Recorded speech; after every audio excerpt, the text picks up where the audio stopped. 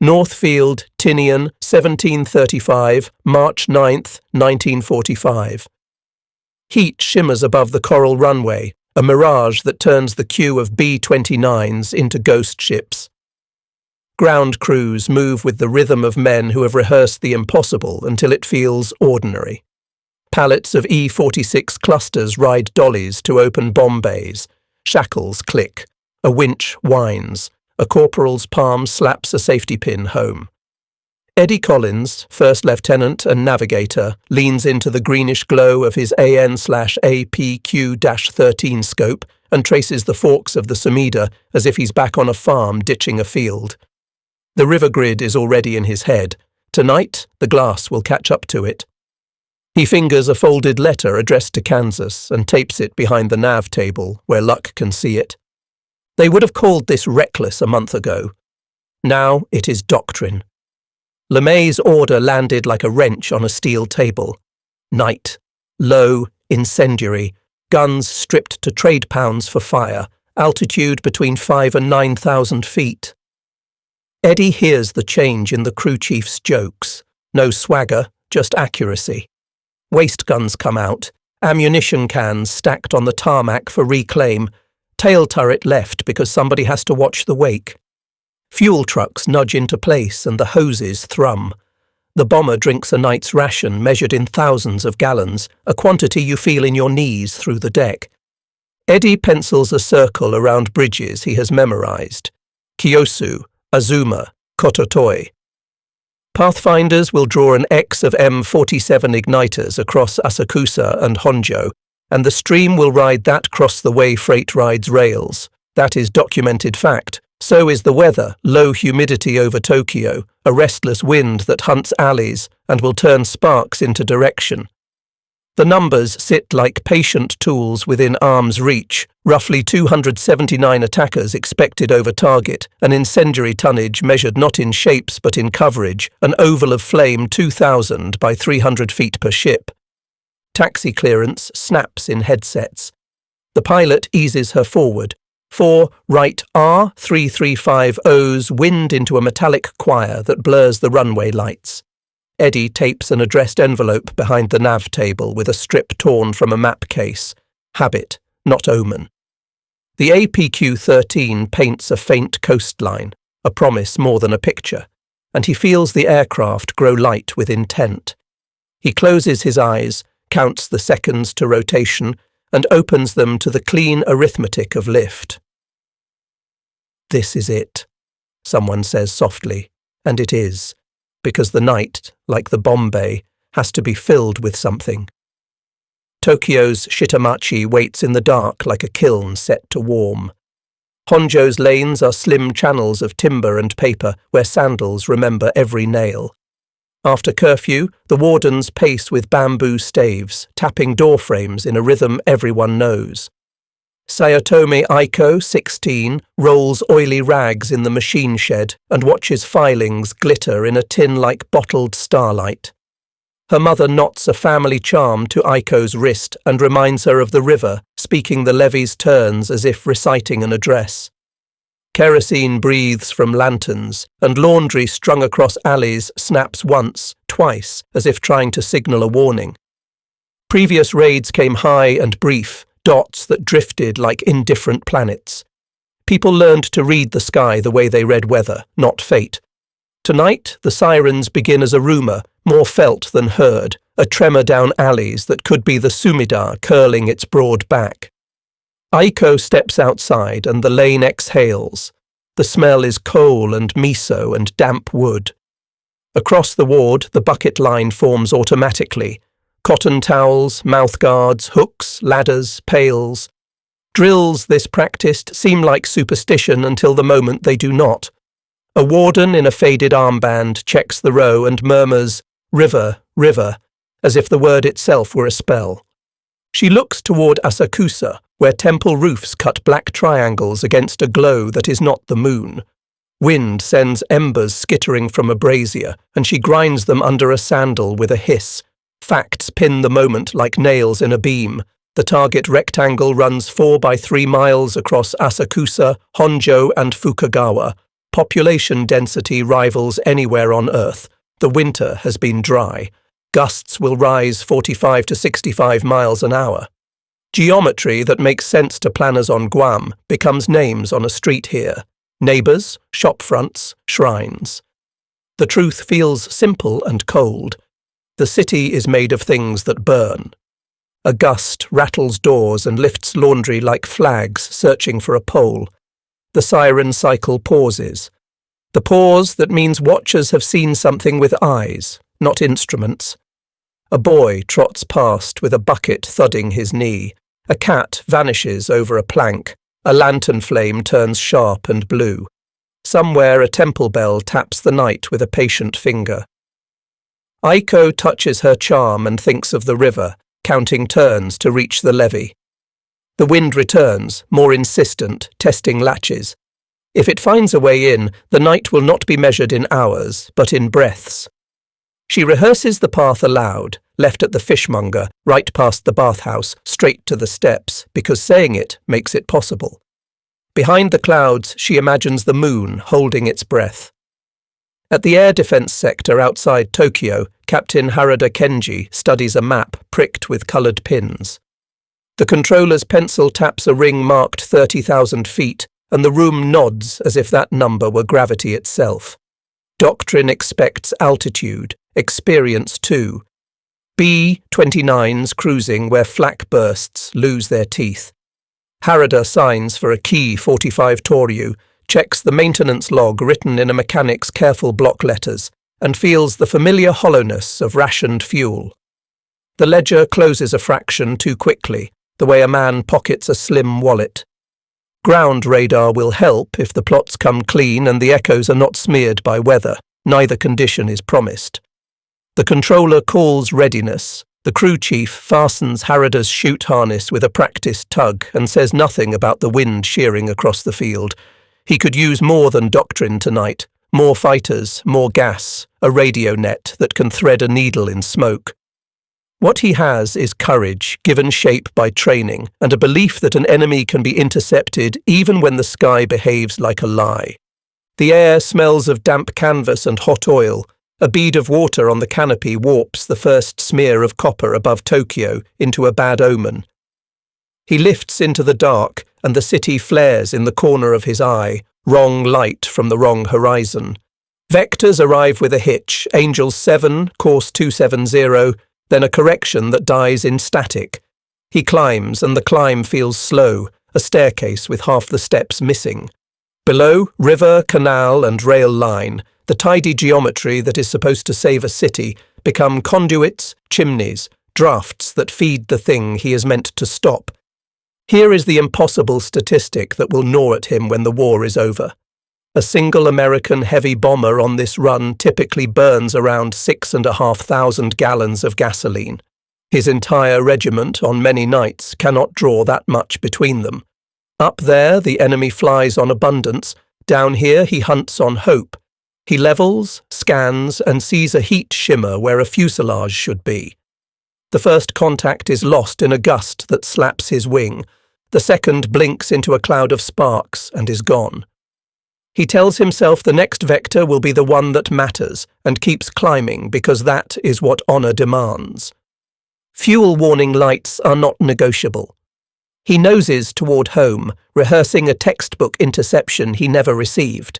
A pursuit curve that assumes altitude, speed, and time he does not have. Somewhere beyond the copper horizon, strangers are writing their own doctrine in fire. He keys the mic, control, Tiger 2 RTB, fuel, and hears the clipped reply in the old courteous way. Tiger 2, understood. Land safe. The words feel both blessing and apology as he turns on a sky that no longer belongs to him. Just after midnight, March 10th, two bright strokes cross the dark over the Sumida like match heads struck against a map. The Pathfinders fly their marks with cool hands, releasing M47 canisters that burst and cling, drawing an incandescent X across Asakusa and Honjo. From altitude, the arms look fragile at first, a sketch with too much night between its lines. Then wind takes hold, and the sketch colours itself in. Brigadier General Thomas Power, orbiting in a separate ship, lays a transparent overlay across a chart and calls ward names with a surgeon's calm. The doctrine behind the spectacle is simple and grim. Make a visual cue large enough for single ships to find through smoke. Let the stream ride the cross. Let heat and dry air do arithmetic no northern sight ever could. The AN/APQ-13 sets hum like mild thunder. The river grid glows beneath the growing light. On the ground, ignitions strike roofs, crawl down rafters, and pour flame through stairwells, where bowls of water will soon boil away.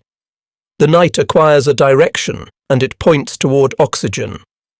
Power keeps his voice even, the way experienced men do when the horizon tilts. He reads out boundaries, Asakusa on the west bank, Honjo and Fukagawa fanning east, and the cartographer's grease pencil scratches a living outline.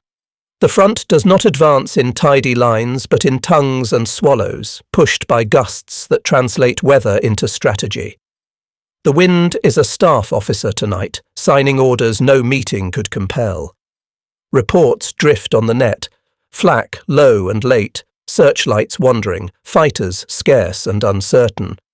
The plan is working not because luck is with them, but because physics has taken a side. The X proves both compass and lure. Crews speak of it with the half-laugh of relief. No debate about runs, no circling for aim points, just ride the cross and let the clusters go. Bomb bays yawn, E-46 racks chatter, tens of thousands of 6-pound M69s fall with a waspish hiss and then bite. Below, the Shitamachi answers, at first in sparks, then in sheets, finally in a coherent roar that consumes its own air and demands more. Power's cartographer pauses, pencil above plastic. "Sir," he says, "the arm's across the river now." Power nods once, and the pencil resumes its quiet work as the city redraws itself in fire. They expected altitude raids at 30,000 feet. Instead, the altitude is 5 to 7,000, the hour is past midnight, and Tokyo's own weather has become a weapon. Behind the Pathfinders, the stream thickens into 279 attacking aircraft, carrying 1,665 short tons. Power notes the time because time is the only axis left that is not burning. The overlay crackles when heat distorts the window, sweat gathers under headphones. The city below roars like a furnace door. "Hold this line," Power says, and the pencil steadies the edge of a ward that will not exist by morning. The cockpit is a red cave lit by instruments, the outside world an ever-brightening bruise. Updrafts slap the superfortress sideways, and the altimeter jitters as if the needle were nervous. Eddie Collins braces his knees against the nav table and calls the bridge names in a cadence that steadies the pilot's hands. Kiyosu, Azuma, Kototoi, crossing the Sumida like a rosary said in metal. The pilot keeps her at 6,000. The tail gunner, the only man with guns worth speaking of tonight, reports tracers like lazy fireflies. It is a comfort to have a voice that still talks about enemies you can see.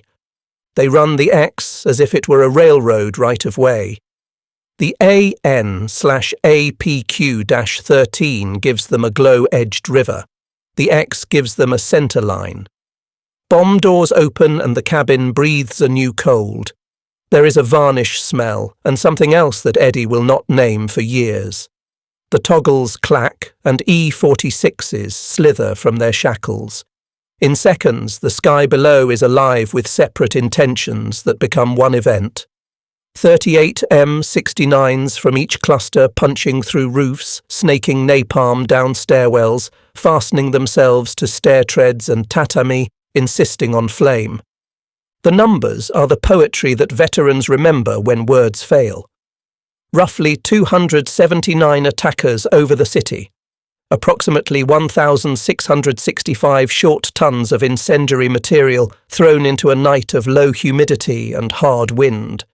Each B-29 smearing an oval 2,000 by 300 feet, an artist's stroke repeated until the canvas is only colour.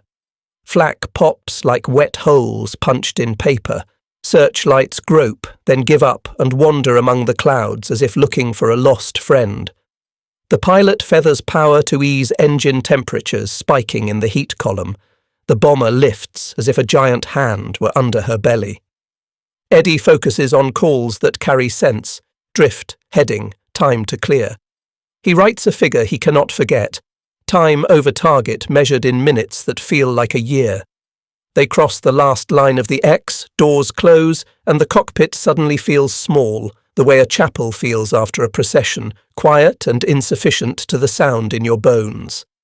Down below, the rectangle becomes a single shape, orange, black, and unbreathing at its centre.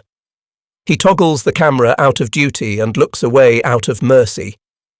Over the interphone, someone tries a joke that nobody catches. The bomber noses for the coast, and the glow impossibly grows. Harada levels the Ki-45 into a sky that is lying to him. Dawn should be behind him, but the horizon over Tokyo burns like a forge misremembering the sun. The controller's voice comes thin and late, vectors that might have mattered 10 minutes ago. He leans into the throttle and feels the resistance of scarcity in his right hand. The engines answer faithfully, but the needles on his panel speak a stricter truth. Somewhere below, wardens are shouting, "River, river," and above he chases a contact that melts into heat. He banks through a column of warm air that lifts his wing like a palm. A second later, the air drops away, and the Toryu sags as if scolded. He catches a ghost of a fuselage in the glow and watches it vanish behind a curtain of rising cinders. The radar net, brave and underfed, calls an altitude that belongs to last month's raid. He knows the doctrine. He believes in the men who wrote it. He also knows the sky has been rewritten tonight by strangers who traded guns for gasoline and altitude for speed. He sets his jaw and climbs. Below, Aiko would be near the Sumida now, holding a child's wrist and testing the surface with her toes. The river hisses like an iron plunged into a basin. She and a dozen others scramble onto a barge whose deck blisters the soles of their feet, and they do what people do when nothing else is left. They breathe in time with one another. Up here, Harada too breathes in count, 4 beats to keep his hands from chasing every phantom the heat invents. He pictures the fuel officer's ledger and wishes for a single unspent drum. The statistic waits for him like a truth he already knows. America produced roughly 96,000 aircraft in 1944, more in 1 year than Japan can hope to muster across many. On this single mission, the B-29 force will burn hundreds of thousands of gallons of gasoline. His sector's night fighters may not see that much in a month. Numbers do not dogfight, but they decide who arrives to one. He watches a wingman commit to a climb the gauges will not sustain and prays the field will still be lit on return. Fuel lights are small suns, and his begins to rise. There is dignity in surviving to fight tomorrow. There is shame in landing with fumes. He banks toward home and feels the Toryu relax, as if the machine too approves of prudence. "Tiger 2 RTB," he says, and hears the controller's human relief. The city ahead brightens by the heartbeat. Behind, the glow thickens. He allows himself one backward glance and understands the revelation with a clarity no manual ever offered. Tonight, the enemy did not bring a squadron to Tokyo. Tonight, they brought a system. Power keeps the orbit steady for 90 minutes, the nose tracing a circle above a city being erased and redrawn in the same breath. The transparent overlay on his lapboard crackles each time the window flexes with heat. A cartographer to his left leans in, forearm smudged with graphite, and anchors the pencil on ward lines he will never walk. The map blooms in strokes that mirror the wind, tongues pushing toward Honjo, a surge along Fukagawa, eddies curling back across the Sumida where bridges throw sparks. Through the interphone, power calls bearings and times, his voice calm, and the pencil draws what the fire insists. Below, the blaze behaves like doctrine translated out of Greek and into weather. Fuel, oxygen, heat, The triangle turns circle, the circle turns engine. Alleys pull air like bellows, canals become chimneys. The roofs that yesterday roofed homes today roof combustion. The truth is no longer debated on anyone's net. The cross did what it was designed to do, and the stream has turned coverage into certainty. Radio traffic reports, flak low and late, fighters few, searchlights bewildered by altitude and by a wind that treats light as smoke treats it. Something to shred. Numbers begin to stack where words fall short. The burned area will reach 16 square miles before the last cinder loses its ambition.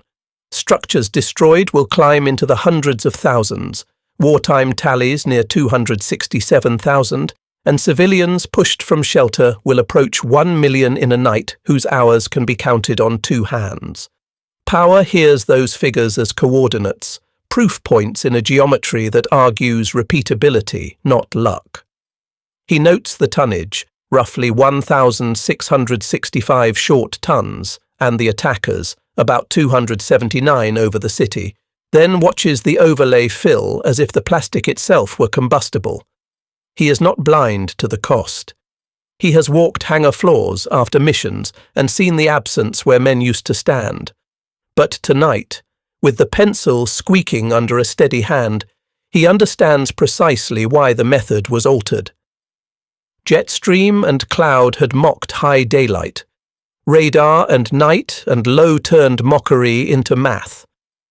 The pencil reaches the edge of the overlay, and the cartographer replaces it with a fresh sheet already warm from body heat. Street grids vanish, then reappear as black gaps where oxygen cannot linger. Someone says the river is on fire. Power answers that rivers do not burn, but he watches embers march the water anyway. When he finally orders the last orbit, the crew is quiet, because they have seen maps do what sermons cannot. The city roars steadily, a foundry open to the sky. Power caps the grease pencil, writes the time in tidy numbers, and looks down once more, not in triumph, but in the manner of a man confirming a measurement. "We have enough," he says, and the phrase, simple as a bolt, locks into place for everything that follows. The river appears first as a sound, a long inhalation through the city's teeth. Aiko follows the warden's staff toward the levee, hand tight around a smaller wrist she cannot remember grabbing, the charm at her own wrist-knocking bone. The stairs down to the Sumida are crowded with bodies polished by sweat. Someone drops a bucket and the clatter is swallowed by a roar too constant to be noise. The barge moored below lists under the weight of families who boarded without asking permission. A boatman beats at sparks with a soaked coat until the coat itself steams. The air has texture now, a rasp that takes payment with every breath. On the far bank, the temple roofs are teeth in a furnace door. She would later say the wind had fingers. It reached into sleeves and tugged at the little knots that held houses together. Tonight, she says nothing and climbs aboard. Overhead, the sky is full of intentions. Hacksaw Hotel staggers through an updraft that hammers the wings like flat palms. Eddie calls engine temperatures, voice paired to the numbers that matter. Cylinders hot, mixture rich, prop 95%. The pilot feels the R3350S talk through the yoke, a conversation of heat and will. With the Bombay emptied, the ship is lighter, but the air itself has become uneven ground. The tail gunner reports no pursuit worth naming, only a confusion of light and smoke. That behaves like weather pretending to be war. Facts, clean as tools, keep the mind from wandering. Altitude 6,000, run complete, doors closed, drift corrected, coast inbound. Eddie copies times, checks the course line against the glow, and refuses to look through the camera for more than a heartbeat. Below, the barge's deck blisters under bare feet. The child at Aiko's side coughs in little painter's strokes. A woman in a soaked kimono fans a stranger as if moving air could manufacture oxygen. Men on the bank form a line to pass babies hand to hand onto anything that floats. Aiko tastes salt and smoke and something bitter like old tea. She thinks of workshop rags, how oily cloth catches with lazy arrogance and then suddenly leaps, and knows this fire holds the same mood. The impossible part, the thing she will never convince herself of later, is that the wind seems to choose. It runs down some alleys and not others. It kneels on certain roofs. It skips across the water and returns carrying embers that behave like seeds. The barge's mooring line snaps with a sound like bone. The current takes them sideways into a quilt of burning things, tatami, sandals, paper screens stitched with sparks. Aiko crouches, pulls the child close, and breathes with the boatman's count, in 2-3, out 2-3. Above, the bomber finally finds steadier air, and Eddie lets a single thought bloom where numbers had been. Home is a direction, and tonight it lies somewhere beyond the edge of this light. The red lamp on Harada's panel blinks with the manners of a guest who will not be ignored. He trims for best range, nose a hair low, and the key 45 feels older than its years, a fine tool asked to carve granite. Below him the city's glow has the depth of sunrise and the speed of a brush fire. Above, the sky is busy with nothing. He tries one more vector on faith and gets only heat shimmer for his trouble. Tiger 2 RTB, he says, and the controller answers with the crisp sympathy of men who understand both math and honour. He banks for home and chooses to live, which is courage of a different kind. Out over the Pacific, Hacksaw Hotel leans into the lane for Saipan, engines settled, the crew quiet after the thing that took all their words. The pilot hands the airplane back to procedures. Eddie reads headings and times. The tail gunner reports the sky is now sky. Coming off the coast, they pass a B-29 limping on 3, and the radio clears a path without fanfare. On Tinian, the ground crews wait by revetments, listening for ship notes as if engines were voices in a choir they know by ear. Someone has chalked a name on a bomb rack for next time. The impossible statistic arrives before the aircraft do, a line in a briefing book that rewrites the scale of meaning. In 1944, the United States built roughly 96,000 aircraft. Japan's entire wartime output hovers near 65,000. On this single mission, the B-29 force will have burned gasoline by the hundreds of thousands of gallons. The night fighter regiments guarding Tokyo struggle to draw that much across weeks. The math is not an insult to bravery. It is the boundary within which bravery must work. Harada's field rises from the dark, a rectangle inside a darker plane. His tyres meet the runway with the relieved thud of a man sitting down after standing too long. He taxis past a parked fighter whose pilot did not spare enough for the flare. He kills the switches and sits in the cooling tick of metal, smelling hot dust and damp grass, and lets himself feel how small a cockpit is compared to a city. Eddie's pilot calls the coast clear and the bomber rides the night like a freight car rolling downhill. They have losses, always, but the count, when it comes, will be low beside the size of the strike. The arithmetic is merciless and, to a planner, merciful, a system that can endure failure without stopping. On the line, a corporal stacks chocks and looks up at the sky as if it were a schedule. The roar returns, not in chorus but in solos, one ship and then another, each finding its revetment like a man finding his bunk in the dark. The glow on the horizon softens to a smear. The Pacific recovers its usual indifference. The night forgets how loud it was. Morning finds the briefing room with windows half curtained against. Glare, coffee rings overlapping like target circles on the table. Power sets the stack of overlays down and spreads the top sheet with a surgeon's economy. The plastic carries the memory of heat. The grease pencil lines look almost wet. He names wards in order and does not hurry. Asakusa, Honjo, Fukagawa, the rectangle that began as 4 by 3 miles and swelled with wind. He reads the figures the room has earned. About 279 attackers over the city, roughly 1,665 short tons of incendiaries, burned area approaching 16 square miles, structures destroyed on the order of 267,000, Homeless counted in hundreds of thousands, trending toward 1 million. A captain at the rear exhales the way a man does when a number fits. The colonel at the head of the table asks the only useful question: can we do it again? Power says yes, because the system that delivered last night can deliver again, and because doctrine is now a calendar as well as a theory. He does not say it lightly. He has flown long enough to know the margins. He has signed too many letters to forget the names. But the method has been proved in air and ash. High daylight in winter had yielded too often to jet stream and cloud. Low night with radar and a pathfinder cross has admitted fewer alibis. The map is a thesis and the wreckage is its proof. He moves through the report like a mechanic through a checklist.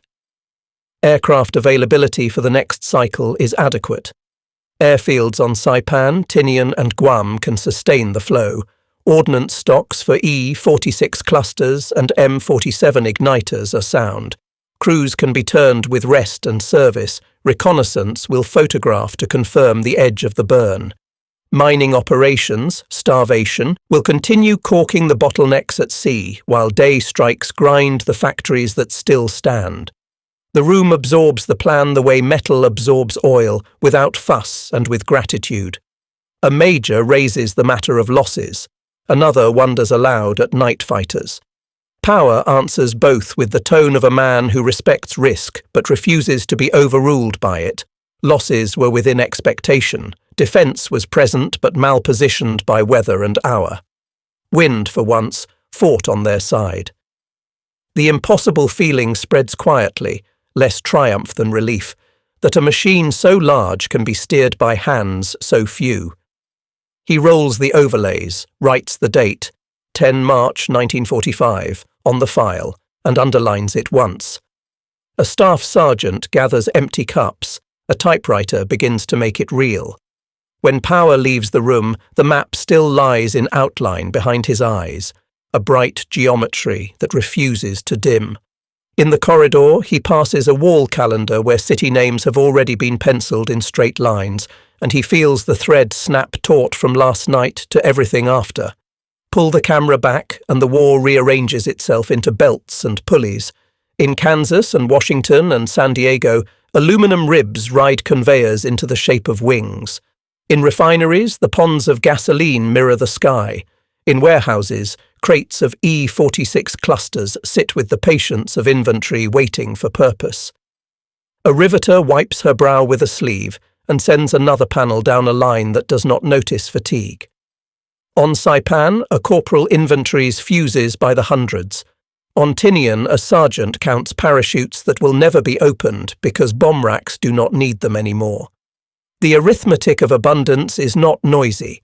It hums.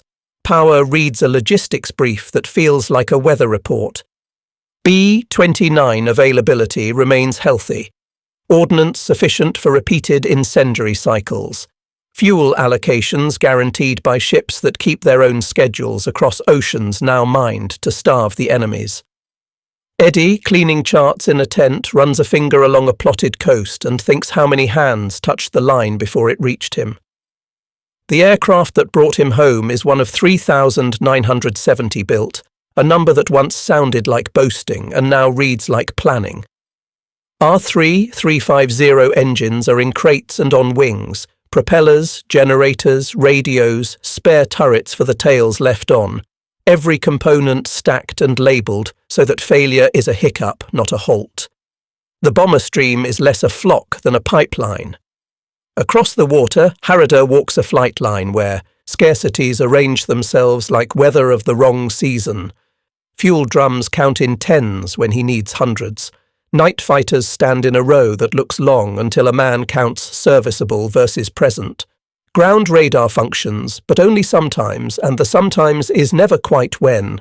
The controller's voice has courage, but courage cannot add octane.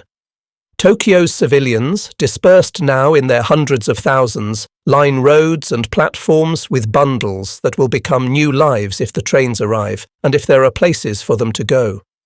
Factory managers write reports that speak of absenteeism and displacement the way farmers talk about frost. America turns the same phenomena into schedules. Crews rest 8 hours, aircraft turn in 12, next target wheels up at 17:30. The contrast is not mockery, it is diagnosis. A system built on liberty and multiplication keeps multiplying, and the effect from a cockpit looks like fate. Eddie folds the target chart and slips a ration chocolate into an envelope he means to mail when the field post opens. He hears a ship take off and cannot tell if the sound is today or tomorrow's strike practicing its voice. Harada checks a fuel board where a clerk has drawn numbers as carefully as calligraphy and knows that precision of pen is not the same as abundance of drum. The war is teaching both men the same sentence in different languages. Means decide ends. Time spools forward in days measured by wheels up and by photographs that turn neighborhoods into charcoal geometry. Tokyo's night becomes template, and the pencil lines on Power's maps become a calendar of cities whose names will be spoken with the same flattened courtesy as coordinates. Crews fly the alternations, night incendiary, day precision, while the sea lanes choke under mines dropped like punctuation at harbour mouths. The war grows methodical the way skilled labour does. Eddie finishes a maintenance form and finds his hand drawing the Sumida without meaning to, the river's curve now a kind of private signature. He tucks the ration chocolate into an envelope with a chart corner, writes home about weather and engines, and leaves the rest to the newspapers that will not print what the cockpit smelled like. Harada signs a log he will keep even if the hangar burns. Date, sortie, fuel, remark, smoke from east, control intermittent. Aiko, relocated with an aunt outside the city, wakes sometimes certain the wind has fingers again and goes to the river by a different name to prove it does not.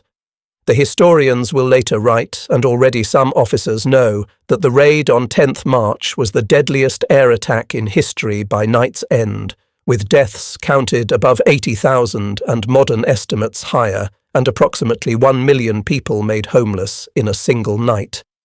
It is an impossible statistic until one has seen a barge deck blister under bare feet, or a bomber climb on heat it did not ask for. The figure does not argue. It concludes. In staff meetings, the tone remains studiously plain. The lesson is repeated. Jet stream humbled precision at altitude, so method changed. Density of fuel and timber invited fire, so fire arrived. Logistics furnished the means to make an experiment a practice. What had looked like a debate among colonels has resolved into a supply chain that can schedule outcomes. More than 60 cities will feel versions of the same weather before summer has its say. Power keeps one overlay in a drawer because paper remembers what a man would rather forget.